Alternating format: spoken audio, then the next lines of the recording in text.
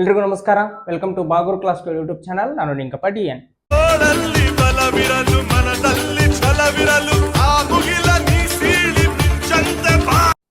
ಈ class RRB NTPC ಹಾಗೂ RRB ALP exam ನಲ್ಲಿ ಕೇಳಲಾಗಿರುವ ಮೆಂಟಲ್ ಅಬಿಲಿಟಿ ಕ್ವಶನ್ಸ್ ಅನಾಲಿಸಿಸ್ ನ 4ನೇ ಭಾಗ ಆಗಿರುತ್ತೆ. ಈ ಕ್ಲಾಸಲ್ಲಿ ನಾವು 2018ರಲ್ಲಿ ನಡೆದಂತಹ RRB ALP ಎಕ್ಸಾಮ್ ನ 2ನೇ ದಿನದ ಮೊದಲ ಶಿಫ್ಟ್ ನಲ್ಲಿ ಹಾಗೂ 2016ರಲ್ಲಿ ನಡೆದಂತಹ RRB NTPC ಎಕ್ಸಾಮ್ ನ 2ನೇ ದಿನದ ಮೊದಲನೇ ಶಿಫ್ಟ್ ನಲ್ಲಿ ಕೇಳಲಾಗಿರುವ ಕೆಲವು important aptitude and reasoning questions ನ ನೋಡೋಣ. ಸೊ ಈ ಸಿರೀಸ್ ಆಫ್ ಕ್ಲಾಸಸ್ಗಳು ಇನ್ ಮುಂದೆ ಬರುವ RRB ALP ಎಕ್ಸಾಮ್ ಆಗಿರ್ಬೋದು, RRB NTPC ಎಕ್ಸಾಮ್ ಆಗಿರ್ಬೋದು, RRB ಗ್ರೂಪ್ ಡಿ ಎಕ್ಸಾಮ್ ಆಗಿರ್ಬೋದು, RRB RPF ಎಕ್ಸಾಮ್ ಆಗಿರ್ಬೋದು, ಹೀಗೆ ರೈಲ್ವೇಸ್ ನ ಹಲವಾರು ಎಕ್ಸಾಮ್ಗಳಿಗೆ ಎಕ್ಸಾಮ್ ನ ದೃಷ್ಟಿಕೋನದಿಂದ ತುಂಬಾ ಇಂಪಾರ್ಟೆಂಟ್ ಕ್ಲಾಸಸ್ಗಳಾಗಿರ್ತವೆ. ಸೊ 4ನೇ ಭಾಗದ ಮೊದಲನೇ ಪ್ರಶ್ನೆ ಹೀಗಿದೆ: ನಿಮಿಷದ ಮುಳ್ಳು ಮತ್ತು ಗಂಟೆಯ ಮುಳ್ಳುಗಳ ನಡುವೆ ಸಂಜೆ 4:37ಕ್ಕೆ ಯಾವ ತೀವ್ರ ಕೋನವು ರೂಪುಗೊಳ್ಳುತ್ತದೆ ಅಂತ ಕ್ವಶನ್ ಇದೆ. ಸೊ ಗಡಿಯಾರದ ಮೇಲಿನ ಪ್ರಶ್ನೆ ಇದಾಗಿದೆ. ಇಲ್ಲಿ ತೀವ್ರ ಕೋನ ಅಂತ ಯಾಕೆ ಕೊಟ್ಟಿದ್ದಾರೆ ಅಂತಂದ್ರೆ, ತೀವ್ರ ಕೋನ ಅಂದ್ರೆ ಏನು? ಅಕ್ಯೂಟ್ ಆಂಗಲ್ ಅಂದ್ರೆ ಏನು? 0 ಡಿಗ್ರಿಗಿಂತ ಜಾಸ್ತಿ 90 ಡಿಗ್ರಿಗಿಂತ ಕಡಿಮೆ ಇದ್ರೆ ಅದನ್ನ ನಾವು ಅಕ್ಯೂಟ್ ಆಂಗಲ್ ಅಥವಾ ತೀವ್ರ ಕೋನ ಅಂತ ಕರಿತೇವೆ. ಯಾಕೆ ಅದನ್ನ ಮೆನ್ಷನ್ ಮಾಡಿದ್ದಾರೆ ಅಂತಂದ್ರೆ, ಇದೊಂದು ಗಡಿಯಾರ ಅಂತ ಅನ್ಕೊಳ್ಳೋದಾದ್ರೆ ಇದು 12 ಗಂಟೆ, ಇದು 6 ಗಂಟೆ, ಇದು 3 ಗಂಟೆ, ಇದು 9, ಇದು 1, ಇದು 2, ಇದು 4, ಇದು 5, 7, 8, 10, 11 ಗಂಟೆಗಳು. ಇವಾಗ 4:37ಕ್ಕೆ ಅಂತೆ ಅಂದ್ರೆ 4:37ಕ್ಕೆ ಅಂದ್ರೆ ಗಂಟೆ ಮುಳ್ಳು ಇಲ್ಲೆಲ್ಲೋ ಇರುತ್ತೆ, ನಿಮಿಷದ ಮುಳ್ಳು ಈ ಕಡೆ ಇರುತ್ತೆ. ಸೊ ಇವಾಗ ನಮಗೆ ನಿಮಿಷದ ಮುಳ್ಳು ಮತ್ತು ಗಂಟೆ ಮುಳ್ಳುಗಳ ನಡುವೆ 2 ಕೋನಗಳದಾವು, ಒಂದು ಇದು, ಒಂದು ಇದು. ಬಟ್ ಅವ್ರು ಕೇಳಿರೋದೇನು? ತೀವ್ರ ಕೋನ ಕೇಳಿದ್ದಾರೆ, ಅಂದ್ರೆ ಅಕ್ಯೂಟ್ ಆಂಗಲ್ ಕೇಳಿದ್ದಾರೆ. ಅಕ್ಯೂಟ್ ಆಂಗಲ್ ಅಂದ್ರೆ 90 ಡಿಗ್ರಿಗಿಂತ ಕಡಿಮೆ ಇರಬೇಕು, 0 ಡಿಗ್ರಿಗಿಂತ ಜಾಸ್ತಿ ಇರಬೇಕು. ಇದು ಮಾತ್ರ. ಇದು ನಮಗೆ ವಿಶಾಲ ಕೋನ ಆಗುತ್ತೆ, ಅಂದ್ರೆ 90 ಡಿಗ್ರಿಗಿಂತ ಜಾಸ್ತಿ ಇರುವ ಕೋನ ಆಗುತ್ತೆ. ಸೊ ನಮ್ಗೆ ಕೇಳಿರೋದು ಯಾವ ಕೋನ ಅಂದ್ರೆ ಈ ಕೋನ ಎಷ್ಟಿದೆ ಅಂತ, ಎಷ್ಟು ಡಿಗ್ರಿ ಇದೆ ಅಂತ ನಾವು ಕಂಡುಹಿಡಿಯಬೇಕು. ಓಕೆ, ಈ ಗಡಿಯಾರ ಚಾಪ್ಟರ್ ನಲ್ಲಿ ನಮಗೆ ಒಂದೇನ್ ಗೊತ್ತಿರ್ಬೇಕಂತಂದ್ರೆ, 2 ಗಂಟೆಗಳ ನಡುವಿನ ಕೋನ 30 ಡಿಗ್ರಿ ಆಗಿರುತ್ತೆ. ಅಂದ್ರೆ 2 ಮತ್ತು 3ರ ನಡುವಿನ ಕೋನ 30 ಡಿಗ್ರಿ ಆಗಿರುತ್ತೆ. 3 ಮತ್ತು 4ರ ನಡುವಿನ ಕೋನ 30 ಡಿಗ್ರಿ ಆಗಿರುತ್ತೆ. 4 ಮತ್ತು 5ರ ನಡುವಿನ ಕೋನ 30 ಡಿಗ್ರಿ ಆಗಿರುತ್ತೆ. ಹೀಗೆ 2 ಗಂಟೆಗಳ ನಡುವಿನ ಕೋನ ಯಾವಾಗಲೂ 30 ಡಿಗ್ರಿ ಆಗಿರುತ್ತೆ. ಯಾಕಂತಂದ್ರೆ ಗಡಿಯಾರ ಈಗ ವೃತ್ತದ ಒಟ್ಟು ಆಂತರಿಕ ಕೋನ 360 ಡಿಗ್ರಿ ಇರುತ್ತೆ. ಸೊ 360 ಡಿಗ್ರಿ ಇರುತ್ತೆ. ಒಂದು ಗಡಿಯಾರದಲ್ಲಿ ಒಟ್ಟು 12 ಗಂಟೆಗಳು. ಸೊ 360 ಮಾಡಿದ್ರೆ ನಮ್ಗ 30 ಡಿಗ್ರಿ ಬರುತ್ತೆ. 36, ಸೊ 30 ಡಿಗ್ರಿ ಬರುತ್ತೆ. ಸೊ ಅದಕ್ಕೆ 2 ಗಂಟೆಗಳ ನಡುವಿನ ಕೋನ ನಮಗೆ 30 ಡಿಗ್ರಿ ಇರುತ್ತೆ. ಇವಾಗ ನಾವು ನಿಮಿಷದ ಮುಳ್ಳು ಮತ್ತು ಗಂಟೆ ಮುಳ್ಳುಗಳ ನಡುವೆ ಎಷ್ಟು ಡಿಗ್ರಿ ಐತೆ ಅಂತ ಕಂಡುಹಿಡಿಯಬೇಕು. ಇಲ್ಲಿ 6 ಮತ್ತು 5ರ ನಡುವಿನ ಕೋನ 30 ಡಿಗ್ರಿ ಇದೆ. 7 ಮತ್ತು 6ರ ನಡುವಿನ ಕೋನ 30 ಡಿಗ್ರಿ ಇದೆ. ಒಂದ್ ವೇಳೆ ನಮಗೆ ಗಂಟೆ ಮುಳ್ಳು 5ರ ಮೇಲೆ, ನಿಮಿಷದ ಮುಳ್ಳು 7ರ ಮೇಲೆ ಇದ್ರೆ ಒಟ್ಟು 30 + 30 60 ಡಿಗ್ರಿ ಆಗಿಬಿಡ್ತಿತ್ತು. ಬಟ್ ಇವಾಗ ನಮ್ಗೆ ಉಳಿದಿರೋದೇನು? ಇಲ್ಲಿ ಸ್ವಲ್ಪ ಉಳಿದಿದೆ, ಇಲ್ಲಿ ಸ್ವಲ್ಪ ಉಳಿದಿದೆ. ಸೊ ಇದು ಎಷ್ಟು ಡಿಗ್ರಿ ಅಂತ ಕಂಡುಹಿಡ್ಕೊಂಡು ಈ 30 + 30 ಆಡ್ ಮಾಡಿಬಿಟ್ರೆ ನಮಗ ಆನ್ಸರ್ ಸಿಗುತ್ತೆ. ಓಕೆ, ಇದು ಗಂಟೆ ಮುಳ್ಳು. ಗಂಟೆ ಮುಳ್ಳು 1 ನಿಮಿಷಕ್ಕೆ ಅರ್ಧ ಡಿಗ್ರಿ ಕವರ್ ಮಾಡುತ್ತೆ. ಬಿಕಾಸ್ ಒಂದು ಗಂಟೆ ಅಂದ್ರೆ 30 ಡಿಗ್ರಿ ಅಂತ ಗೊತ್ತು ನಮಗೆ. 2 ಗಂಟೆಗಳ ನಡುವಿನ ಕೋನ 30 ಡಿಗ್ರಿ. ಸೊ ಇದು 30 ಡಿಗ್ರಿ. ಈಗ ಗಂಟೆ ಮುಳ್ಳು 2ರಿಂದ 3ಕ್ಕೆ ಬಂದ್ರೆ 60 ನಿಮಿಷ ಕವರ್ ಮಾಡ್ದಂಗ. ಸೊ 30 ಡಿಗ್ರಿ 60 ಮಾಡಿದ್ರೆ ನಮಗ ಅರ್ಧ ಡಿಗ್ರಿ ಬರುತ್ತೆ. ಅಂದ್ರೆ ಗಂಟೆ ಮುಳ್ಳು ಪ್ರತಿ ನಿಮಿಷ ಮೂವ್ ಆದಂಗ ಅರ್ಧ ಡಿಗ್ರಿ ಕವರ್ ಮಾಡ್ತಾ ಬರ್ತಾ ಇದೆ ಅಂತ ಅರ್ಥ. ಸೊ ಇವಾಗ 4:37 ಆಗಿದೆ, ಟೈಮ್ 4:37 ಆಗಿದೆ. ಇನ್ 23 ನಿಮಿಷ ಬಂದ್ಬಿಟ್ಟಿದ್ರ 4:60 ಆಗ್ತಿತ್ತು. ವಾಟ್ ಇಟ್ ಮೀನ್ಸ್ 5 ಗಂಟೆ ಆಗ್ತಿತ್ತು. ಇನ್ 23 ನಿಮಿಷ ಬಂದ್ಬಿಟ್ಟಿದ್ರೆ ಅಂದ್ರ 5ರ ಹಿಂದ 23 ನಿಮಿಷ ಜಾಗ ಇದೆ ಇನ್ನು. ಸೊ ಆ 23 ನಿಮಿಷಕ್ಕೆ ಎಷ್ಟು ಡಿಗ್ರಿ ಇದು ಫಾರ್ಮ್ ಆಗುತ್ತೆ ಅಂತ ನಾವು ಕಂಡುಹಿಡಿಬೇಕು. 1 ನಿಮಿಷಕ್ಕೆ ಅರ್ಧ ಡಿಗ್ರಿ ಅಂತಂದ್ರ 23 ನಿಮಿಷಕ್ಕೆ /2 ಮಾಡ್ಬೇಕು. ಎಷ್ಟಾಗುತ್ತೆ? 11.5 ಡಿಗ್ರಿ ಆಗುತ್ತೆ. ಸೊ ಇಲ್ಲಿಂದ ಇಲ್ಲಿಗೆ 30 ಡಿಗ್ರಿ ಇದೆ, ಇಲ್ಲಿಂದ ಇಲ್ಲಿಗೆ 30 ಡಿಗ್ರಿ ಇದೆ, ಇಲ್ಲಿಂದ ಇಲ್ಲಿಗೆ 11.5 ಡಿಗ್ರಿ ಇದೆ. 11.5 ಡಿಗ್ರಿ ಇದೆ. ಇಲ್ಲಿಂದ ಇಲ್ಲಿ 30 ಡಿಗ್ರಿ ಇದೆ, ಇಲ್ಲಿಂದ ಇಲ್ಲಿಗೆ 30 ಡಿಗ್ರಿ ಇದೆ, ಇಲ್ಲಿಂದ ಇಲ್ಲಿಗೆ 11.5 ಡಿಗ್ರಿ ಇದೆ. ಸೊ ಈಗ ಉಳಿದಿರೋದೇನು, ಇಲ್ಲಿಂದ ಇಲ್ಲಿಗೆ ಎಷ್ಟು ಡಿಗ್ರಿ ಅಂತ ನಾವು ಕಂಡುಹಿಡ್ಕೋಬೇಕು. ನಿಮಿಷದ ಮುಳ್ಳು ಏನಾದರೂ ಇಲ್ಲಿಂದ ಇಲ್ಲಿಗೆ ಬಂದ್ರೆ 5 ನಿಮಿಷ ಅಂತ ಅರ್ಥ. ಅದರ ಅರ್ಥ ನಿಮಿಷದ ಮುಳ್ಳು 1 ಗಂಟೆಯಿಂದ ಇನ್ನೊಂದು ಗಂಟೆಗೆ ಬಂದ್ರೆ 5 ನಿಮಿಷ ಕವರ್ ಮಾಡಿದೆ ಅಂತ ಅರ್ಥ. ಸೊ ಆ 5 ನಿಮಿಷಕ್ಕೆ ನಮಗ 30 ಡಿಗ್ರಿ ಅಂತ ಗೊತ್ತು. ಸೊ 2 ಗಂಟೆಗಳ ನಡುವಿನ ಕೋನ 30 ಡಿಗ್ರಿ ಅಂತ ನಮಗೆ ಆಲ್ರೆಡಿ ಗೊತ್ತು.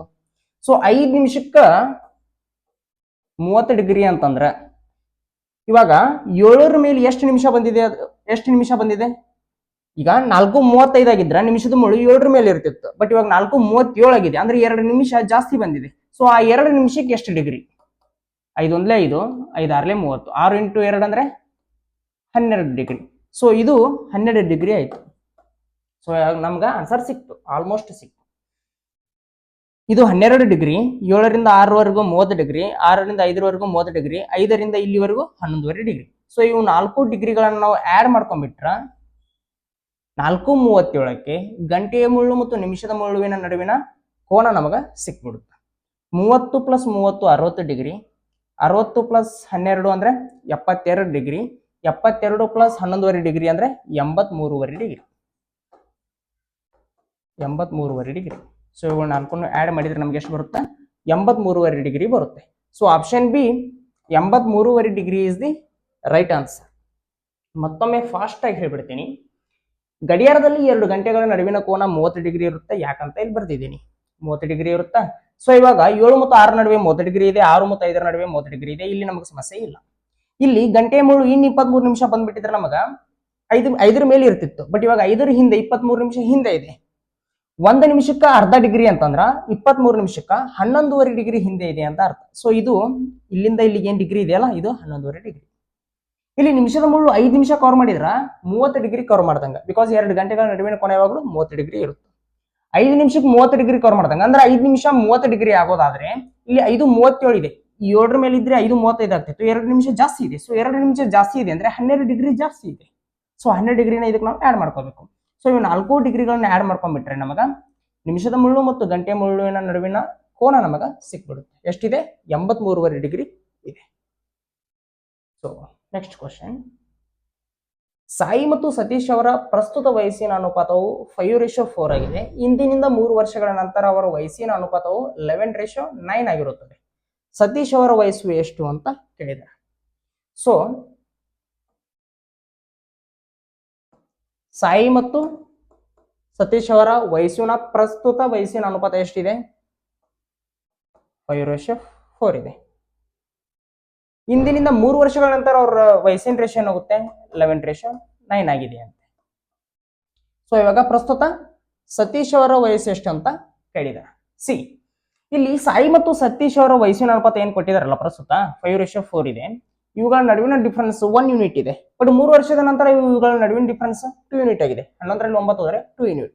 ಹಂಗ ಆಗ್ಬಾರ್ದು. ಆಕ್ಚುಲಿ ವಯಸ್ಸಿನ ನಡುವಿನ ಅಂತರ ಯಾವಾಗಲೂ ಸೇಮ್ ಇರುತ್ತೆ. ಬಿಕಾಸ್ 3 ವರ್ಷದ ನಂತರ ಇವನಿಗೂ 3 ವರ್ಷ ಜಾಸ್ತಿ ಆಗಿರುತ್ತೆ, ಇವನಿಗೂ 3 ವರ್ಷ ಜಾಸ್ತಿ ಆಗಿರುತ್ತೆ. ಸೊ ಅವ್ರಿಬ್ಬರ ನಡುವಿನ ಅಂತರ ಸೇಮ್ ಉಳಿಬೇಕಾಗುತ್ತೆ. ಬಟ್ ಇಲ್ಲಿ ಸೇಮ್ ಇಲ್ಲ. ಇಲ್ಲಿ ಇವರಿಬ್ಬರ ನಡುವಿನ ಅಂತರ 1 ಯೂನಿಟ್ ಇದೆ, ಇಲ್ಲಿ ಇವರಿಬ್ಬರ ನಡುವಿನ ಅಂತರ 2 ಯೂನಿಟ್ ಇದೆ. ಸೊ ಸೇಮ್ ಇಲ್ಲ. ಸೊ ಸೇಮ್ ಕೊಡದೇ ಇದ್ದಾಗ ನಾವು ಸೇಮ್ ಮಾಡ್ಕೋಬೇಕಾಗುತ್ತೆ. ಯಾವ ರೀತಿ ಮಾಡ್ಕೊಳ್ಳೋದು ಅಂತಂದ್ರೆ, ಇವೆರಡರ ಡಿಫರೆನ್ಸ್ ಇವುಗಳಿಗೆ ಮಲ್ಟಿಪ್ಲೈ ಮಾಡಬೇಕು, ಇವೆರಡರ ಡಿಫರೆನ್ಸ್ ಇವುಗಳಿಗೆ ಮಲ್ಟಿಪ್ಲೈ ಮಾಡಬೇಕು. 11 ಮತ್ತು 9ರ ನಡುವಿನ ಡಿಫರೆನ್ಸ್ 2, ಇಲ್ಲಿ 2 ಮಲ್ಟಿಪ್ಲೈ ಮಾಡ್ತೀನಿ. 5 ಮತ್ತು 4ರ ನಡುವಿನ ಡಿಫರೆನ್ಸ್ 1, ಸೊ ಇಲ್ಲಿ 1 ಮಲ್ಟಿಪ್ಲೈ ಮಾಡ್ತೀನಿ. ಇವಾಗ ಏನಾಯ್ತು?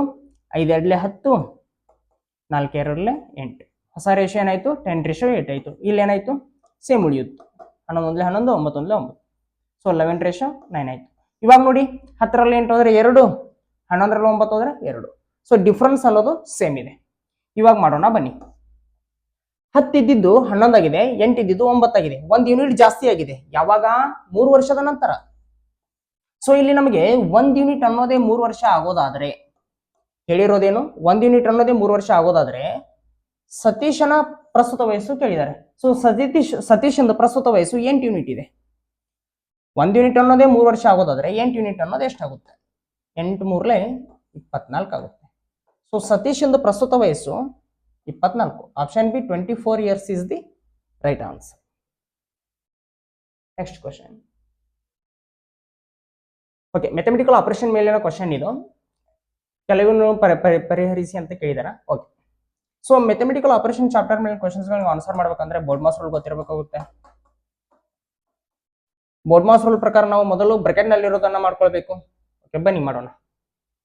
ಬ್ರಾಕೆಟ್ಗಳಲ್ಲಿ ಇಲ್ಲಿ ಎರಡು ಟೈಪ್ ಬ್ರಾಕೆಟ್ ಇವೆ, ಒಂದು ರೌಂಡ್ ಬ್ರಾಕೆಟ್ ಮತ್ತು ಫ್ಲವರ್ ಬ್ರಾಕೆಟ್, ಮತ್ತೆ ಇನ್ನೊಂದು ಟೈಪ್ ಬರುತ್ತೆ ಸ್ಕ್ವೇರ್ ಬ್ರಾಕೆಟ್ ಅಂತ. ಸೊ ಅವುಗಳಲ್ಲಿ ನಾವು ಮೊದಲು ಏನ್ ಮಾಡ್ಕೋಬೇಕಂತಂದ್ರೆ ಇವಾಗ ಫ್ಲವರ್ ಬ್ರಾಕೆಟ್ ನಲ್ಲಿ ಇರೋದನ್ನ ಮಾಡ್ಕೋಬೇಕು. ಸೊ ಫ್ಲವರ್ ಬ್ರಾಕೆಟ್ ನಲ್ಲಿ ರೌಂಡ್ ಬ್ರಾಕೆಟ್ ಇದೆ. ರೌಂಡ್ ಬ್ರಾಕೆಟ್ ನಲ್ಲಿ ಏನೇನಾಗಿದೆ, ಇವಾಗ ಒಂದು ಮೈನಸ್ ಇದೆ, ಇನ್ನೊಂದು ಮಲ್ಟಿಪ್ಲಿಕೇಶನ್ ಇದೆ. ಸಬ್ಸ್ಟ್ರಾಕ್ಷನ್ ಮತ್ತು ಡಿವಿಷನ್ ಅಲ್ಲಿ ನಾವು ಸಬ್ಸ್ಟ್ರಾಕ್ಷನ್ ಮತ್ತು ಮಲ್ಟಿಪ್ಲಿಕೇಶನ್ ನಾವು ಮೊದಲು ಮಲ್ಟಿಪ್ಲಿಕೇಶನ್ ಮಾಡ್ಕೋಬೇಕು. ಸೊ ಇವಾಗ -2 ಇಂಟು -8 ಮಾಡಿದ್ರೆ ಎಷ್ಟು ಬರುತ್ತೆ ಅಂದ್ರೆ 16 ಬರುತ್ತೆ. ಅದನ್ನ ಇಲ್ಲಿ ಬರ್ಕೊಳ್ತೀವಿ ನೋಡಿ, -4 ಹಂಗೆ ಇಟ್ಕೊಂಡೆ. ಫ್ಲವರ್ ಬ್ರಾಕೆಟ್ ನಲ್ಲಿ 19 minus of -2 into 8 16 minus into minus ಮಾಡಿದಾಗ ಪ್ಲಸ್ ಬರುತ್ತೆ. ಸೊ 8 16 ಅಂದ್ರೆ ಪ್ಲಸ್ 16 ಆಯ್ತು. ಕ್ಲೋಸ್ ಮಾಡಿದೆ. ಸೊ ನೆಕ್ಸ್ಟ್ -4 19 16 ಆಚೆ ಕಡೆ ಬಂದ್ರೆ ಇಲ್ಲಿ ಮೈನಸ್ ಇದೆ, ಸೊ -16 ಆಯ್ತು. -4 19 16 ಹೋದ್ರೆ 3. ಸೊ -4 ಇಂಟು 3 ಅಂದ್ರೆ -12. ಸೊ ನಮಗೆ ಆನ್ಸರ್ ಏನ್ ಬರುತ್ತೆ, option C -12 is the right answer. Simple ಇದೆ. ನೆಕ್ಸ್ಟ್ ಕ್ವಶನ್, ಕೆಳಗಿನ ಸರಣಿಯಲ್ಲಿ ತಪ್ಪು ಸಂಖ್ಯೆಯನ್ನು ಗುರುತಿಸಿ ಅಂತ ಕೇಳಿದಾರೆ. ಸೊ ನಂಬರ್ ಸೀರೀಸ್ ಮೇಲಿನ ಕ್ವಶನ್ ಇದಾಗಿದೆ. ಇಲ್ಲಿ ನಂಬರ್ ಸೀರೀಸ್ ನಲ್ಲಿ ಲೆಫ್ಟ್ ಇಂದ ರೈಟ್ ಗೆ ಇನ್ಕ್ರೀಸ್ ಆಗ್ತಾ ಹೋಗ್ತಾ ಇದೆ ಅಂದ್ರೆ ಒಂದು ಅಡಿಷನ್ ಆಗಿರುತ್ತೆ ಅಥವಾ ಅಲ್ಲಿ ಮಲ್ಟಿಪ್ಲಿಕೇಶನ್ ಆಗಿರುತ್ತೆ. ಸ್ಟ್ರಿಕ್ಟ್ಲಿ ಇನ್ಕ್ರೀಸ್ ಆಗಿದ್ರೆ ಅಲ್ಲಿ ಮಲ್ಟಿಪ್ಲಿಕೇಶನ್ ಆಗಿರುತ್ತೆ. ಸೊ ಸಾಧಾರಣವಾಗಿ ಇನ್ಕ್ರೀಸ್ ಆಗ್ತಾ ಹೋದ್ರೆ ಅಲ್ಲಿ ಎಡಿಷನ್ ಆಗಿರುತ್ತೆ. ಇಲ್ಲಿ 6 ಇಂದ 12 ಆಗಿದೆ ಅಂದ್ರೆ 6 ಮತ್ತು 12 ನಡುವಿನ ಡಿಫರೆನ್ಸ್ ಎಷ್ಟು, ಇಲ್ಲಿ ಬರ್ಕೊಂಡ್ಬಿಡ್ತೀನಿ ನೋಡಿ ಇದನ್ನ. 6 12 20 32 42 56 72. 6 ಮತ್ತು 12 ನಡುವಿನ ಡಿಫರೆನ್ಸ್ 6, 12 ಮತ್ತು 20 ನಡುವಿನ ಡಿಫರೆನ್ಸ್ 8, 20 ಮತ್ತು 32 ನಡುವಿನ ಡಿಫರೆನ್ಸ್ 12, 32 ಮತ್ತು 42 ನಡುವಿನ ಡಿಫರೆನ್ಸ್ 10, 42 ಮತ್ತು 56 ನಡುವಿನ ಡಿಫರೆನ್ಸ್ 14, 56 ಮತ್ತು 72 ನಡುವಿನ ಡಿಫರೆನ್ಸ್ 16. ಸೊ ಇಲ್ಲಿ ಎಂತವರಿಗಾದ್ರೂ ನೋಡಿದ ತಕ್ಷಣ ಗೊತ್ತಾಗುತ್ತೆ 6 ಇದ್ದಿದ್ದು 8 ಆಗಿದೆ, 8 ಇದ್ದಿದ್ದು ನಮಗೆ 10 ಆಗಬೇಕಾಗಿತ್ತು, 10 ಇದ್ದಿದ್ದು 12 ಆಗಬೇಕಾಗಿತ್ತು, ಆಮೇಲೆ 14, ಆಮೇಲೆ 16 ಕರೆಕ್ಟ್ ಇದೆ. ಸೊ ಇಲ್ಲೇನೋ ಸಮಥಿಂಗ್ ವೆಂಟ್ ರಾಂಗ್ ಅನ್ನೋದು ಗೊತ್ತಾಗ್ಬಿಡುತ್ತೆ. ಅವ್ರು ಕೇಳಿರೋದೇನು, ತಪ್ಪು ಸಂಖ್ಯೆಯನ್ನು ಗುರುತಿಸಿ ಅಂತ ಕೇಳಿದಾರ. ಸೊ ಇಲ್ಲಿ ಏನೋ ತಪ್ಪಾಗಿದೆ ಅಂತ ಅರ್ಥ. ಇಲ್ಲಿ 6 ಜಾಸ್ತಿ ಆಗಿ 12 ಆಗಿದೆ, 8 ಜಾಸ್ತಿ ಆಗಿ 20 ಆಗಿದೆ, 20ಕ್ಕೆ ನಮಗೆ 10 ಜಾಸ್ತಿ ಆಗಿ 30 ಆಗ್ಬೇಕಾಗಿತ್ತು, ಬಟ್ ಇಲ್ಲಿ 32 ಆಗಿಬಿಟ್ಟಿದೆ. ಸೊ ಇಲ್ಲಿ 30 ಜಾಸ್ತಿ ಆಗಿದ್ರೆ ಕರೆಕ್ಟ್ ಆಗಿ ಬರ್ತಿತ್ತ ನೋಡೋಣ. 6 ಜಾಸ್ತಿ ಆಗಿ 12 ಆಯ್ತು, 12ಕ್ಕೆ 8 ಜಾಸ್ತಿ ಆಗಿ 20 ಆಯ್ತು, 20ಕ್ಕೆ 12 ಜಾಸ್ತಿ ಆದ್ರೆ 20ಕ್ಕೆ ನಾವು 10 ಜಾಸ್ತಿ ಆಗ್ಬೇಕು. ಇವಾಗ 8 ಆದ್ಮೇಲೆ 10 ಜಾಸ್ತಿ ಆಗ್ಬೇಕು. ಆಕ್ಚುಲಿ 20ಕ್ಕೆ 10 ಜಾಸ್ತಿ ಆದ್ರೆ 30 ಬರ್ತಿತ್ತು, 30ಕ್ಕೆ 12 ಜಾಸ್ತಿ ಆದ್ರೆ 42 ಬರ್ತಿತ್ತು. ಸೊ ಇಲ್ಲಿ ನಮಗೆ ತಪ್ಪಾಗಿರೋದು 32. ಆ 32ರ ಜಾಗದಲ್ಲಿ ನಮಗೆ 30 ಬರ್ಬೇಕಾಗಿತ್ತು, ಬಟ್ ಅವ್ರು ಯಾವ್ದು ಬರ್ಬೇಕಾಗಿತ್ತು ಅಂತ ಕೇಳಿಲ್ಲ, ಯಾವ ಸಂಖ್ಯೆ ತಪ್ಪಾಗಿದೆ ಅಂತ ಕೇಳಿದಾರೆ. ಸೊ ಇಲ್ಲಿ ನಮಗೆ 32 ತಪ್ಪಾಗಿದೆ. ಅದಕ್ಕೋಸ್ಕರ option D is the right answer. Next question, Veer ತನ್ನ ಮಾಸಿಕ ಆದಾಯದ 15% ಅನ್ನ ಮನೆ ಬಾಡಿಗೆಗೆ ಮತ್ತು ಉಳಿದ 60% ಅನ್ನ ಮನೆಯ ಖರ್ಚಿಗೆ ಖರ್ಚು ಮಾಡುತ್ತಾರೆ. ಅವನು 2210 ಉಳಿಸಿದರೆ ಅವನ ತಿಂಗಳ ಆದಾಯ ಎಷ್ಟು ಅಂತ ಕೇಳಿದ್ದಾರೆ. ಓಕೆ, ವೀರ್ನ ಮಂತ್ಲಿ ಇನ್ಕಮ್ ನಾನು ಎಂ ಅಂತ ತಗೊಳ್ತೇನೆ. ಈ ಎಂ ನಲ್ಲಿ ಅವನು 15% ಅನ್ನ ಮನೆ ಬಾಡಿಗೆಗೆ ಖರ್ಚು ಮಾಡ್ತಾನಂತ. 15% ಖರ್ಚು ಮಾಡಿದಾನೆ ಅಂದ್ರೆ 100ಕ್ಕೆ 15 ಖರ್ಚು ಮಾಡಿದಾನೆ ಅಂತ ಅರ್ಥ. 15% ಅಂದ್ರೆ 15 ಪರ್ ಸೆಂಚುರಿ. ಪ್ರತಿ 100ಕ್ಕೆ 15 ಖರ್ಚು ಮಾಡಿದಾನೆ ಅಂತ ಅರ್ಥ. ಪ್ರತಿ 100ಕ್ಕೆ 15 ಖರ್ಚು ಮಾಡಿದರೆ 85 ಉಳಿಯುತ್ತೆ. ಸೊ 100ಕ್ಕೆ 85 ಉಳಿದಿದೆ. ನೆಕ್ಸ್ಟ್ ಏನ್ ಮಾಡ್ತಾನ, ಉಳಿದಿದ್ರಲ್ಲಿ 60% ಅವನು ಮನೆ ಖರ್ಚಿಗೆ ಖರ್ಚು ಮಾಡ್ತಾನಂತ. ಏನ್ 85 ಉಳಿದತ್ತಲ್ಲ, 100ಕ್ಕೆ 85 ಉಳಿದತ್ತಲ್ಲ, ಇದರಲ್ಲಿ 60% ಖರ್ಚು ಮಾಡ್ತಾನಂತೆ. 100ಕ್ಕೆ 60 ಖರ್ಚು ಮಾಡಿದ್ರೆ ನಮಗೆ ಉಳಿಯೋದು 40. ಸೊ 100ಕ್ಕೆ 40 ಉಳಿಯುತ್ತೆ. ಸೊ ಇವಾಗ ಇಷ್ಟರಲ್ಲಿ ಇಷ್ಟು ಖರ್ಚು ಮಾಡಿದ ಮೇಲೆ ಅವ್ನು ಉಳಿಯೋದು ಎಷ್ಟು, 2210. 2210. ಸೊ ನಮಗೆ ಕೇಳಿರೋದೇನು, ಅವನ ತಿಂಗಳ ಆದಾಯ ಕೇಳಿದಾರೆ. ಸೊ ಎಂ ಅನ್ನೋದು ನಮಗೆ ಮಂತ್ಲಿ ಇನ್ಕಮ್. ಈ ಎಂ ನ ವ್ಯಾಲ್ಯೂ ಕಂಡು ಹಿಡ್ಕೊಂಡ್ಬಿಟ್ರೆ ನಮಗೆ ಆನ್ಸರ್ ಸಿಗುತ್ತೆ. ಸೊ ಇಷ್ಟನ್ನು ಕ್ಯಾಲ್ಕುಲೇಷನ್ ಮಾಡ್ಕೊಂಡ್ಬಿಟ್ರೆ ನಮಗೆ ಆನ್ಸರ್ ಸಿಗುತ್ತೆ. ಬನ್ನಿ ಮಾಡೋಣ. 22 40, 25 100, 5 17 85, 5 20 100, 2 1 2, 2 10 20, 17 1 17, 17 1 17, 5 ಕ್ಯಾರಿ ಆಗುತ್ತೆ, 17 3 51, 0 0, 10 5 50. ಸೊ 50 ಇಂಟು 130 ಮಾಡ್ಬೇಕು ನಾವು ಇವಾಗ. 130 ಇಂಟು 50 ಮಾಡಬೇಕು. 13 5 65, 2 0 0. ಸೊ ಅವ್ನ ಮಂತ್ಲಿ ಇನ್ಕಮ್ ಎಷ್ಟು? 6500. So option C is the right answer. Next question. 2 ದಶಮಾಂಶಗಳ ಗುಣಲಬ್ಧವು 0.768 ಆಗಿದೆ. ದಶಮಾಂಶ ಸಂಖ್ಯೆಯಲ್ಲಿ ಒಂದು 1.6 ಆಗಿದ್ದರೆ ಇನ್ನೊಂದನ್ನು ಕಂಡುಹಿಡಿಯಿರಿ ಅಂತ ಕೇಳಿದ್ದಾರೆ. ಸೊ 2 ಡೆಸಿಮಲ್ ನಂಬರ್ಗಳನ್ನ ಮಲ್ಟಿಪ್ಲೈ ಮಾಡಿದಾಗ ನಮಗೆ 0.768 ಬರ್ತಾ ಇದೆ ಅಂತ. ಆ ಡೆಸಿಮಲ್ ನಂಬರ್ಗಳಲ್ಲಿ ಒಂದು 1.6 ಆಗಿದೆ ಅಂತ. ಸೊ ಇನ್ನೊಂದು ಯಾವುದು ಅಂತ ಕೇಳಿದ್ದಾರೆ. ಸಿಂಪಲ್ ಇದೆ. ಅಂದ್ರೆ ಅದರ ಅರ್ಥ 2 ದಶಮಾಂಶಗಳು ಎ ಮತ್ತು ಬಿ ಅದಾವು, ಮತ್ತು ಆ ಎ ಮತ್ತು ಬಿ ನ ಮಲ್ಟಿಪ್ಲೈ ಮಾಡಿದ್ರೆ ನಮಗೆ 0.768 ಬರ್ತಾ ಇದೆ ಅಂತ. ಇವೆರಡರಲ್ಲಿ ಒಂದು ಗೊತ್ತಿದೆ ನಮಗೆ, ಯಾವುದೋ 1.6 ಇದೆ ಅಂತ ಒಂದು, ಇನ್ನೊಂದು ಬಿ ಯಾವುದು ಅಂತ ನಮ್ಗೆ ಗೊತ್ತಿಲ್ಲ. ಸೊ ಅದನ್ನ ನಾವು ಕಂಡುಹಿಡಬೇಕು. ಅದನ್ನ ಕಂಡುಹಿಡಿಬೇಕಂತಂದ್ರ 1.6 ನ ಈ ಕಡೆ ಮೂವ್ ಮಾಡಬೇಕು. 1.6 ನ ಈ ಕಡೆ ಮೂವ್ ಮಾಡಿದ್ರೆ ನಮಗ ಇದು 0.768 ಗೆ ಡಿವೈಡ್ ಆಗುತ್ತೆ. ಇವಾಗ ನಮ್ಮ ಕ್ಯಾಲ್ಕುಲೇಷನ್ ಈಸಿ ಆಗೋದಕ್ಕೋಸ್ಕರ ನಾನು ಪಾಯಿಂಟ್ ನ ರಿಮೂವ್ ಮಾಡ್ತೀನಿ. ಎರಡು ಕಡೆ ಪಾಯಿಂಟ್ ನ ರಿಮೂವ್ ಮಾಡ್ಬೇಕಂತಂದ್ರೆ ಇವಾಗ ಓಕೆ 1.6 ಗೆ 10 ಮಲ್ಟಿಪ್ಲೈ ಮಾಡಿಬಿಟ್ರೆ ನಮಗ ಪಾಯಿಂಟ್ ರಿಮೂವ್ ಆಗುತ್ತೆ. ಬಟ್ ಇಲ್ಲಿ ರಿಮೂವ್ ಆಗಲ್ಲ. ಅದಕ್ಕೋಸ್ಕರ ಎರಡು ಕಡೆ ನಾನು 1000ದಿಂದ ಮಲ್ಟಿಪ್ಲೈ ಮಾಡ್ತೀನಿ. ಎರಡು ಕಡೆ 1000ದಿಂದ ಮಲ್ಟಿಪ್ಲೈ ಮಾಡಿದಾಗ ಇದು 768 ಆಗುತ್ತೆ, ಇದು 1600 ಆಗುತ್ತೆ. ಎರಡು ಕಡೆ 1000ದಿಂದ ಮಲ್ಟಿಪ್ಲೈ ಮಾಡಿದಾಗ ಇವಾಗ 16 1 16, 0 0 ಅಂದ್ರೆ 1600 1600, 16 4 64, 16 8 128. ಸೊ 48 ಡಿವೈಡ್ ಬೈ 100 ಅದಂದ್ರೆ 0.48 ಬರುತ್ತೆ. ಸೊ ಇನ್ನೊಂದು ಡೆಸಿಮಲ್ ಯಾವುದು? Option B 0.48 is the right answer. Next question.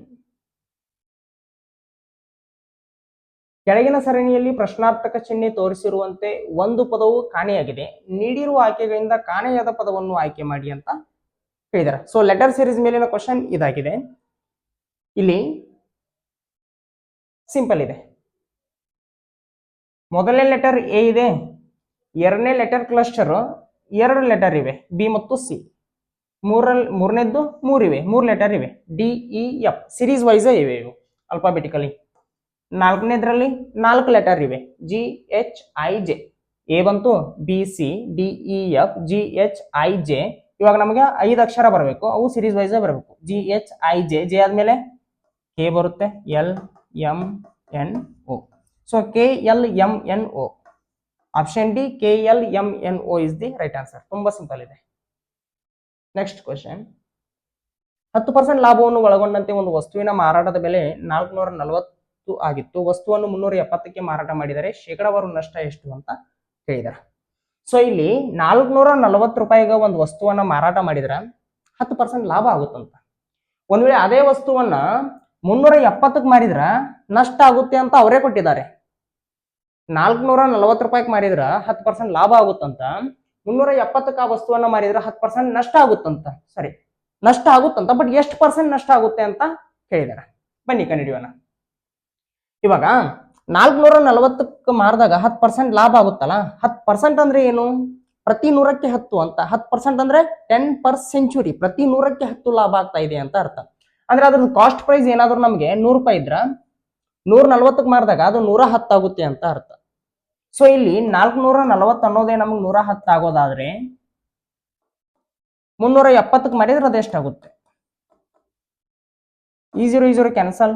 11 11 11 4 44, 4 1 4, 4 9 36, 1 carry ಆಯಿತು, 10 ಆಯಿತು. 4 2 8, 10 8 ಹೋದ್ರೆ 2 ಉಳಿತು, 0 ಕ್ಯಾರಿ ಮಾಡಿಕೊಂಡು 4 5 20.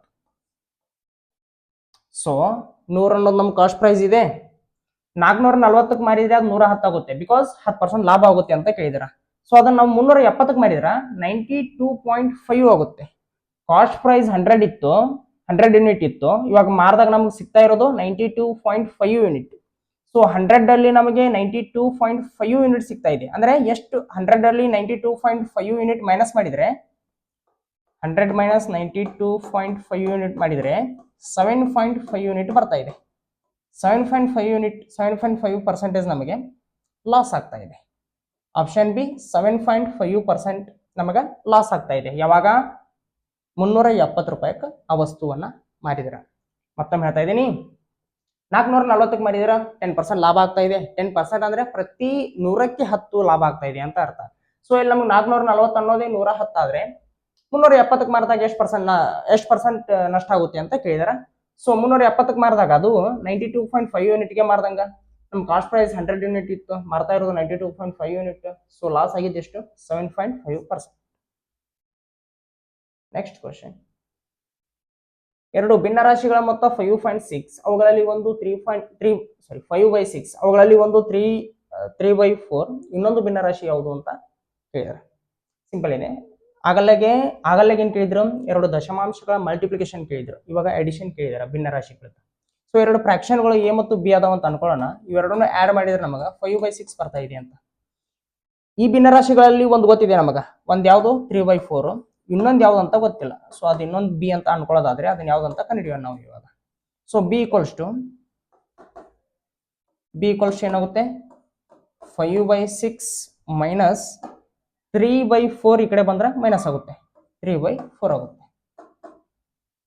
ಭಿನ್ನ ರಾಶಿಗಳ ಅಡಿಷನ್, ಸಬ್ಸ್ಟ್ರಾಕ್ಷನ್ ಇವೆಲ್ಲ ಗೊತ್ತಿರಬೇಕಾಗುತ್ತೆ, ಸ್ಕೂಲ್ ಟೈಮಲ್ಲೇ ಕಲಿತಿರ್ಬೇಕಾಗುತ್ತೆ. 6 ಮತ್ತು 4ರ LCM 12. ಸೊ 6 2 12, 4 3 12, 12, 5 2 10, ಮೈನಸ್ 3 3 9, 10 ಮೈನಸ್ 9 ಮಾಡಿದ್ರೆ 1/12. ಸೊ ಅದು ಇನ್ನೊಂದು ಭಿನ್ನ ರಾಶಿ ಯಾವ್ದು ಅಂತಂದ್ರೆ 1/12. Option D 1/12 is the right answer. So ಯಾರಿಗಾದ್ರೂ ಡೌಟ್ ಇದ್ರೆ 1/12 ಪ್ಲಸ್ 3/4 ಮಾಡಿ ನೋಡಿ, 5/6 ಬರುತ್ತೆ ನಮಗೆ ಆನ್ಸರ್. ನೆಕ್ಸ್ಟ್ ಕ್ವಶನ್, ಒಬ್ಬ ವ್ಯಕ್ತಿಯು 60ಕ್ಕೆ ಒಂದು ಲೇಖನವನ್ನು ಖರೀದಿಸಿ ಅದನ್ನು 25% ಲಾಭದಲ್ಲಿ ಮಾರಾಟ ಮಾಡಿದರೆ ಲೇಖನದ ಮಾರಾಟದ ಬೆಲೆ ಎಷ್ಟು ಅಂತ ಕೇಳಿದ್ದಾರೆ. ತುಂಬಾ ಸಿಂಪಲ್ ಇದೆ. 60 ರೂಪಾಯಿಗೆ ಒಂದು ವಸ್ತುವನ್ನ ಕೊಂಡ್ಕೋತಾನಂತ, ಅದನ್ನ ನಾವು 25% ಲಾಭದಂಗೆ ಮಾರ್ಬೇಕಂದ್ರೆ ಎಷ್ಟು ರೂಪಾಯಿಗೆ ಮಾರ್ಬೇಕಂತ ಕ್ವಶನ್. ಸೊ ಇದನ್ನ ಇಲ್ಲೇ ಸಿಂಪಲ್ ಆಗಿ ಯಾವ ರೀತಿ ಮಾಡಿಬಿಡ್ಬೋದು? 60ಕ್ಕೆ 10% ಲಾಭ ಅಂದ್ರೆ 6 ರೂಪಾಯಿ ಲಾಭ.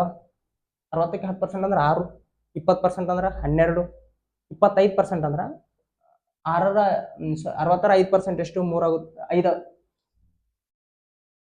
60ರ 10% 6, 20% 12.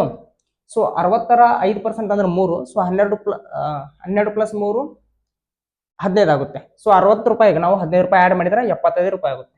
ಆಪ್ಷನ್ ಎ 75 ರೂಪಾಯಿ ಇಸ್ ದಿ ರೈಟ್ ಆನ್ಸರ್. ಅಥವಾ ಈ 60 ರೂಪಾಯಿನ ನಾವು 100% ಅಂತ ಅನ್ಕೊಳ್ಳೋದಾದ್ರೆ 100% ನಮಗ 60 ರೂಪಾಯಿ ಆಗೋದಾದ್ರೆ ನಾವು 25% ಲಾಭದಂಗೆ ಮಾರ್ಬೇಕಂದ್ರೆ 125% ಮಾರ್ಬೇಕು. ಸೊ 125% ಅನ್ನೋದು ಎಷ್ಟಾಗುತ್ತೆ? Percentage cancel. 25 4 100, 25 5 125, 4 1 4, 4 15 60, 15 ಇಂಟು 5 ಮಾಡಿದ್ರೆ 75 ಬರುತ್ತೆ. ಸೊ 75 ರೂಪಾಯಿಗೆ ಮಾರಿದಾಗ ನಮ್ಗೆ 25% ಲಾಭ ಆಗುತ್ತೆ. ಸಿಂಪಲ್ ಇದೆ. ನೆಕ್ಸ್ಟ್ ಕ್ವಶನ್, ಗಂಟೆಗೆ 54 ಕಿಲೋಮೀಟರ್ ವೇಗದಲ್ಲಿ ಚಲಿಸುವ 150 ಮೀಟರ್ ಉದ್ದದ ರೈಲು 42 ಸೆಕೆಂಡ್ಗಳಲ್ಲಿ ಪ್ಲಾಟ್ಫಾರ್ಮ್ ಅನ್ನು ದಾಟಿದರೆ ಪ್ಲಾಟ್ಫಾರ್ಮ್ನ ಉದ್ದ ಎಷ್ಟು ಅಂತ ಕೇಳಿದ್ರೆ. ಓಕೆ, ಸಿಂಪಲ್ ಇದೆ. ಒಂದು ಪ್ಲಾಟ್ಫಾರ್ಮ್ ಇದೆ ಅಂತ, ಆ ಪ್ಲಾಟ್ಫಾರ್ಮ್ನ 150 ಮೀಟರ್ ಇರೋ ಈ ರೈಲು ಉದ್ದ ಎಷ್ಟು? 150 ಮೀಟರ್ 42 ಸೆಕೆಂಡ್ಗಳಲ್ಲಿ ದಾಟುತ್ತಂತ. ಈ ರೈಲು ಈ ಪ್ಲಾಟ್ಫಾರ್ಮ್ ನ ದಾಟಿದೆ ಅಂತಂದ್ರ ಈ ರೈಲು ತನ್ನನ್ನು ತಾನು ದಾಟ್ಕೊಂಡಿದೆ ಅಂತ ಅರ್ಥ. ಅಂದ್ರೆ ಈ ರೈಲು ಈ ಪ್ಲಾಟ್ಫಾರ್ಮ್ ನ ದಾಟಿದೆ ಅಂತ ಹೇಳೋದು ಯಾವಾಗ? ಕೊನೆಯ ಬೋಗಿ ದಾಟಿದಾಗ. ಸೊ ಕೊನೆಯ ಬೋಗಿಯು ದಾಟಿದಾಗ ಇದರ ಇಂಜಿನ್ ಇಲ್ಲಿ ಬಂದಿರುತ್ತೆ. ಸೊ ಇವಾಗ ರೈಲು ಪ್ಲಾಟ್ಫಾರ್ಮ್ ಮಾತ್ರ ಅಲ್ಲ, ತನ್ನ ಉದ್ದವನ್ನು ಕೂಡ ದಾಟ್ಕೊಳ್ತು. ಈ ಇಂಜಿನ್ ತನ್ನ ಉದ್ದವನ್ನು ಕೂಡ ದಾಟ್ಕೊಳ್ತು. ಸೊ ಈ ಪ್ಲಾಟ್ಫಾರ್ಮ್ ಮತ್ತು ತನ್ನ ಉದ್ದವನ್ನ ಒಟ್ಟು 42 ಸೆಕೆಂಡ್ಗಳಲ್ಲಿ ಈ ಟ್ರೈನ್ ದಾಟ್ತು. ಸೊ ಇವಾಗ 42 ಸೆಕೆಂಡ್ಗಳಲ್ಲಿ ಆ ಟ್ರೈನ್ ಎಷ್ಟು ಮೂವ್ ಆಗಿರುತ್ತೆ ಅನ್ನೋದನ್ನ, ಆ ಡಿಸ್ಟೆನ್ಸ್ ನ ಕಂಡುಹಿಡ್ಕೊಂಡು ಆ ಡಿಸ್ಟೆನ್ಸ್ ಅಲ್ಲಿ ನಮಗೆ ಟ್ರೈನಿಂದ ಲೆಂತ್ ಮೈನಸ್ ಮಾಡಿಬಿಟ್ರೆ ನಮಗ ಪ್ಲಾಟ್ಫಾರ್ಮ್ ಲೆಂತ್ ನಮಗ ಗೊತ್ತಾಯ್ತು. ಬಟ್ ಇಲ್ಲಿ ಸ್ಪೀಡ್ ಅನ್ನು ನಮಗೆ ಕಿಲೋಮೀಟರ್ ಪರ್ ಅವರ್ ನಲ್ಲಿ ಕೊಟ್ಟಿದ್ದಾರೆ. ಪ್ರತಿ ಗಂಟೆಗೆ 54 ಕಿಲೋಮೀಟರ್ ನಲ್ಲಿ ಹೋಗ್ತಾ ಇದೆ ಅಂತ. ಇದನ್ನ ನಾವು ಮೀಟರ್ ಪರ್ ಸೆಕೆಂಡ್ಗೆ ಕನ್ವರ್ಟ್ ಮಾಡಬೇಕು. ಕಿಲೋಮೀಟರ್ ಪರ್ ಅವರ್ ನಲ್ಲಿ ಇರೋದನ್ನ ಮೀಟರ್ ಪರ್ ಸೆಕೆಂಡ್ಗೆ ಕನ್ವರ್ಟ್ ಮಾಡೋದು ಹೇಗೆ ಅಂತ ನಾನು time speed and distance chapter ನಲ್ಲಿ ಹೇಳಿದ್ದೇನೆ. ಕಿಲೋಮೀಟರ್ ಪರ್ ಅವರ್ ಇದ್ದಿದ್ದನ್ನ ಮೀಟರ್ ಪರ್ ಸೆಕೆಂಡ್ ಕನ್ವರ್ಟ್ ಮಾಡ್ಬೇಕಂತಂದ್ರೆ 5/18 ಇಂದ ನಾವು ಮಲ್ಟಿಪ್ಲೈ ಮಾಡಬೇಕಾಗುತ್ತೆ. ಯಾಕೆ ಏನು ಹೇಗೆ ಅಂತ time speed and distance chapter ನಲ್ಲಿ ಹೇಳಿದ್ದೀನಿ. ಸೊ ಈಗ ಇದೇನಾಗುತ್ತೆ, 18 1 18 18 3 54 5 × 3 ಅಂದ್ರೆ 15. ಸೊ ಇದು ಟ್ರೈನು ಮೀಟರ್ ಪರ್ ಸೆಕೆಂಡ್ ವೇಗದಲ್ಲಿ ಹೋಗ್ತಾ ಇದೆ, 15 ಮೀಟರ್ ಪರ್ ಸೆಕೆಂಡ್ ವೇಗದಲ್ಲಿ ಹೋಗ್ತಾ ಇದೆ. ವಾಟ್ ಇಟ್ ಮೀನ್ಸ್, ಪ್ರತಿ ಸೆಕೆಂಡ್ಗೆ 15 ಮೀಟರ್ ಹೋಗ್ತಾ ಇದೆ ಅಂತ ಅರ್ಥ. ಸೊ ಪ್ರತಿ ಸೆಕೆಂಡ್ಗೆ 15 ಮೀಟರ್ ಹೋಗುತ್ತೆ ಅಂದ್ರೆ 42 ಸೆಕೆಂಡ್ಗೆ ಎಷ್ಟು ಮೀಟರ್ ಹೋಗಿರುತ್ತೆ? 15 2 30 3 ಕ್ಯಾರಿ ಆಯಿತು, 14 60 60 ಪ್ಲಸ್ 3 63 630 ಮೀಟರ್ ಹೋಗಿರುತ್ತೆ. ಅಂದ್ರೆ ಈ ಟ್ರೈನ್ 42 ಸೆಕೆಂಡ್ಗಳಲ್ಲಿ ಇಲ್ಲಿಂದ ಇಲ್ಲಿ ಹೋಗಿದೆಯಲ್ಲ, ಸೊ ಇಲ್ಲಿಂದ ಇಲ್ಲಿ ಇರೋ ಉದ್ದ 630 ಮೀಟರ್. ಈ 630 ಮೀಟರ್ ನಲ್ಲಿ ನಮಗೆ ಟ್ರೈನಿದ್ದು ಉದ್ದ 150 ಮೀಟರ್ ಇದೆ. ಸೊ ಈ 630 ಮೀಟರ್ ನಲ್ಲಿ ನಾವು 150 ಮೀಟರ್ ಮೈನಸ್ ಮಾಡಿಬಿಟ್ರೆ ಪ್ಲಾಟ್ಫಾರ್ಮ್ ಉದ್ದ ಎಷ್ಟು ಅಂತ ಗೊತ್ತಾಗ್ಬಿಡುತ್ತೆ. ಸೊ 630ರಲ್ಲಿ 150 ಮೈನಸ್ ಮಾಡ್ಬೇಕು ನಾವು ಇವಾಗ. 0 0 13 5 8 1 ಕ್ಯಾರಿ ಆಯ್ತು, 6ರಲ್ಲಿ 2 ಹೋದ್ರೆ. ಸೊ ಪ್ಲಾಟ್ಫಾರ್ಮ್ನ ಉದ್ದ 480 ಮೀಟರ್. ಸಿಂಪಲ್ ಇದೆ. Option B is the right answer. Next question. ಉತ್ತರದ ಕಡೆಗೆ ಸಾಗುವ ಸಮರ್ಥ್ 10 ಮೀಟರ್ ನಡೆದ ನಂತರ ಬಲಕ್ಕೆ ತಿರುಗುತ್ತಾನೆ. ಅವನು ಮತ್ತೆ ಬಲಕ್ಕೆ ತಿರುಗಿ 4 ಮೀಟರ್ ನಡೆಯುತ್ತಾನೆ ಮತ್ತು ನಂತರ ಅವನು ಎಡಕ್ಕೆ ತಿರುಗಿ 6 ಕಿಲೋಮೀಟರ್ ನಡೆಯುತ್ತಾನೆ. ಅವನು ಯಾವ ದಿಕ್ಕಿನಲ್ಲಿ ನಡೆಯುತ್ತಿದ್ದಾನೆ ಅಂತ ಕ್ವಶನ್ ಇದೆ. ಸೊ ಡೈರೆಕ್ಷನ್ಸ್ ಮೇಲಿನ ಕ್ವಶನ್ ಇದಾಗಿದೆ. ಡೈರೆಕ್ಷನ್ಸ್ ಮೇಲಿನ ಕ್ವಶನ್ಸ್ಗಳಿಗೆ ನಾವು ಆನ್ಸರ್ ಮಾಡ್ಬೇಕಂತಂದ್ರೆ ಡೈರೆಕ್ಷನ್ಸ್ಗಳು ನಮಗೆ ಗೊತ್ತಿರಬೇಕು.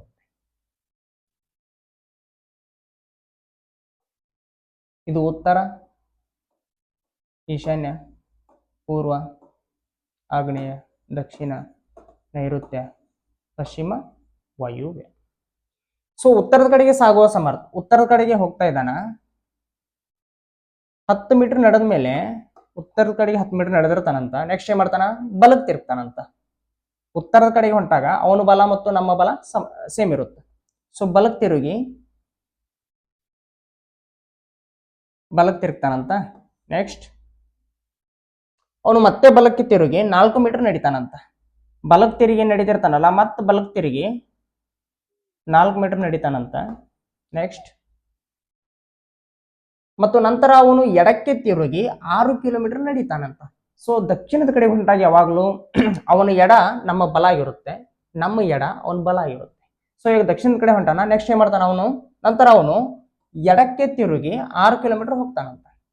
ಸೊ ಇವಾಗ ಎಡ ಅಂದ್ರೆ ಈ ಕಡೆ ಆಗುತ್ತೆ, ಎಡಕ್ಕೆ ತಿರುಗಿ 6 ಕಿಲೋಮೀಟರ್ ಹೋಗ್ತಾನಂತ.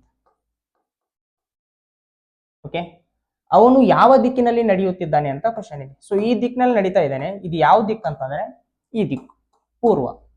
ಸೊ ನಮ್ಗೆ ಆಪ್ಷನ್ ಸಿ, ಪೂರ್ವ is the right answer. So okay, ಇದಿಷ್ಟು ಇವತ್ತಿನ ಕ್ಲಾಸ್ ಆಗಿತ್ತು. ಕ್ಲಾಸ್ ಇಷ್ಟ ಆದರೆ ಲೈಕ್ ಮಾಡಿ, ಶೇರ್ ಮಾಡಿ, ಕಮೆಂಟ್ ಮಾಡಿ. ಇದೇ ರೀತಿ ನೇರ ದಿಟ್ಟ ನಿರಂತರ ಕ್ಲಾಸ್ಗಳಿಗಾಗಿ ಚಾನಲ್ಗೆ ಸಬ್ಸ್ಕ್ರೈಬ್ ಆಗಿ. Thank you.